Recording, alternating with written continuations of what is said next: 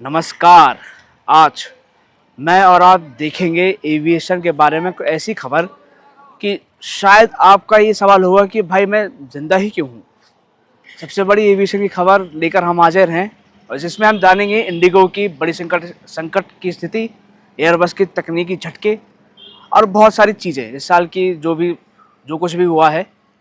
चलिए शुरू करते हैं। सबसे पहले हम जानेंगे इंडिगो के क्राइसिस के बारे में जो इतने टाइम से चल रहा है।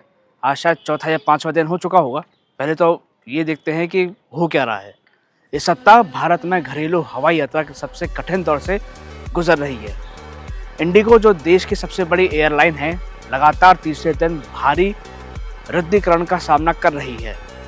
करीब 900 के आसपास की फ्लाइटें प्रभावित हुई हैं, जिससे दिल्ली, कोलकाता, हैदराबाद और मुंबई जैसे मेट्रो सिटीज़ में यात्रियों को बेहद परेशानी झेलनी पड़ रही है। इस संकट की जड़ में क्रू की कमी और नए ड्यूटी टाइम नियम बताए जा रहे हैं। कई क्रू मेंबर्स के शेड्यूल अचानक प्रभावित हुए, जिससे ऑपरेशनल क्षमता पर भारी असर पड़ा। हजारों यात्रियों को अपनी यात्राएं रद्द करनी पड़ रही हैं। कई लोग दूसरे एयरलाइंस या ट्रेनों पर शिफ्ट होते दिखे हैं और सोशल मीडिया तो भाई साहब शिकायतों का ऐसा बाढ़ लेकर आया है कि बह ही जाए तो बेहतर है। इंडिगो ने क्राइसिस मैनेजमेंट ग्रुप बनाने का ऐलान किया है ताकि रिफंड, रीरूटिंग और यात्री सहायता तेज की जा सके। एयरलाइन का दावा है कि ऑपरेशंस को 10 दिसंबर तक स्थिर करने की क्षमता रखेंगे और कोशिश भी करेंगे, लेकिन यात्रियों की नाराजगी एकदम क्रिस्टल क्लियर साफ दिख रही है। अभी अपन जानते हैं कि ये जो एयरबस का जो प्रेशर है, इसमें आखिर हुआ क्या। अब बात करते हैं यूरोपीय विमान निर्माता एयरबस की, जिसे इस महीने 2 गंभीर चुनौतियों का सामना करना पड़ रहा है। पहली चुनौती थी फ्लाइट कंट्रोल सॉफ्टवेयर ग्लिच। ये समस्या ऊंचाई में अचानक गिरावट जैसी घटनाओं से जुड़ी बताई गई, जिसके चलते दुनिया भर में कई A320 परिवार के जेट अस्थायी तौर पर ग्राउंड किए गए। एयरबस ने तुरंत सॉफ्टवेयर पैच जारी किया, लेकिन इससे पहले कि स्थिति सामान्य हो पाती, कंपनी ने एक और मुद्दा उजागर किया: फ्यूजलेस पैनल की गुणवत्ता में खामी। ये पैनल एक सप्लायर द्वारा बनाए गए थे और सैकड़ों जेट्स की जांच की जा रही है। इस दोहरे झटके से एयरबस की डिलीवरी टाइमलाइन पर असर पड़ने की आशंका है, और क्योंकि दुनिया में कई देशों की एयरलाइंस A320 पर निर्भर हैं, वह वैश्विक विमानन नेटवर्क पर दबाव भी डाल सकता है। थोड़ा अपन पोलाइट होते हैं क्योंकि रिकॉर्ड सेटिंग रूट के बारे में हमें बात करनी है। अब आपके मन में तो ये आ रहा होगा कि भाई हो सकता है कि कोई लंबी रूट की जर्नी हो, तो बिल्कुल सही पकड़े हैं भाई साहब। इधर चाइना ईस्टर्न एयरलाइंस ने एक नई उपलब्धि हासिल की है।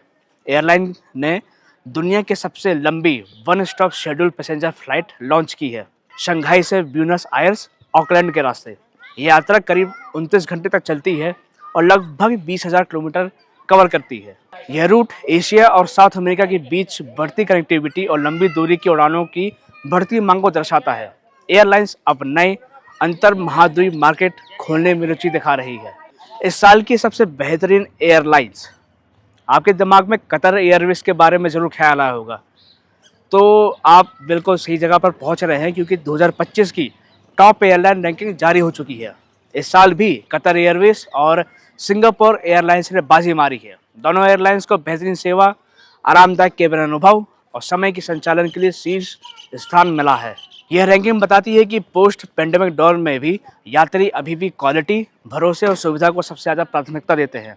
वहीं अन्य एयरलाइंस के लिए यह संकेत है कि प्रतियोगिता अब और तेज होगी। तो ये थी आज की एविएशन अपडेट्स के बारे में बहुत सारी जानकारी। एक तरफ इंडस्ट्री में नई लंबी उड़ानें और तकनीकी नवाचार हो रहे हैं, वही संचालन से जुड़ी चुनौतियां जैसे इंडिगो संकट और एयरबस के तकनीकी मुद्दे ये याद दिलाते हैं कि एविएशन सेक्टर को मजबूत प्रबंधन और विश्वसनीयता पर लगातार ध्यान देना होगा। अब ये भसड़ है तो अब सर तो कुछ कर नहीं सकते अपन लोग। अब इस भसड़ को ही ख़त्म करते हैं, क्योंकि इंडिगो जैसे टॉप के एविएशन सेक्टर वाले और संकट से जो घिरे हुए हैं, एयरबस की तकनीकी सुधार तक आ गई है। तो अब इस भसड़ को यहाँ ख़त्म करके आप कमेंट ज़रूर कर देना कि आप क्या सोचते हैं, और लाइक, शेयर, सब्सक्राइब करना तो बिल्कुल ना भूलें, क्योंकि हमारा जो चैनल है आपको ऐसी भसड़ दिखाएगा कि आप पागल हो जाएंगे हंसते हंसते। तब तक के लिए धन्यवाद। बाय।